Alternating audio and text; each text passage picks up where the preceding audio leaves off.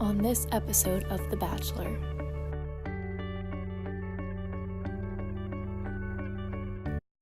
Hi, my name's Christian, and I'm a welder, and I'm so excited to be on this journey. It's crazy to think that one of these incredible methods will be implemented for my new project. I can really see myself using one of these techniques when it's all over.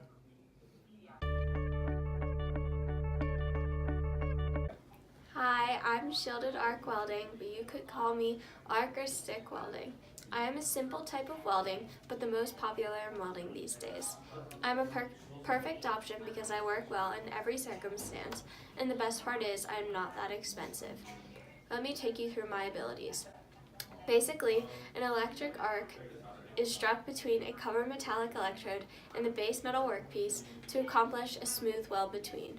All the welder has to do is feed the electrode into the weld pole and maintain a constant space between the two. My covered electrode converts electric power into heat that melts the workpiece and fuses the metal. My cover of the electrode decomposes into gases that shield the weld pole from the atmospheric air influx that creates a slag to protect the top of the weld as it solidifies. One drawback of mine is that you have to remove the slag by chipping it off at the end of the process. Hi, I'm Meg, short for Metal Inert Gas Welding.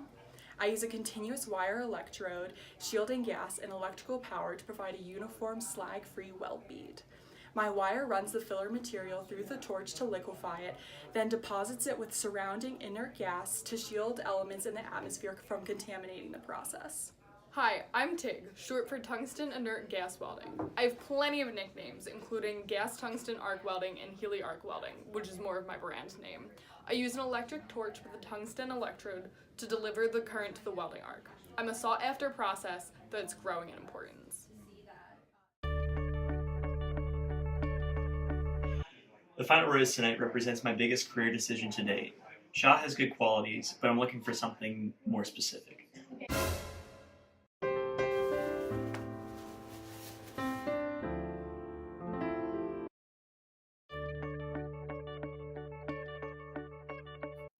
The only work I expect from him is to control the travel speed, direction, and positioning. Once I'm all set up, I'm basically on idle. That makes me the most automated of the welding processes here. My equipment is quite an investment, but the actual welding process is less expensive, and I improve productivity. I can precisely weld a variety of different materials, including non-ferrous metals. I'm very controlled and produce a smooth finish that is both high quality and strong. I'm not stuck in my ways though, because I can use 6 different types of electrode depending on the job that needs to be done.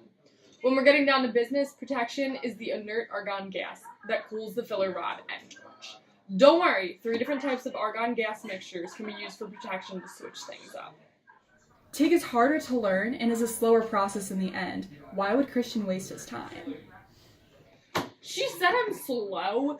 MIG takes forever to prepare metal before you can even start welding, and is faster really better? Her faster cooling rate will be her downfall. MIG is easier and faster to learn than TIG. TIG is more precise and produces a smoother finish.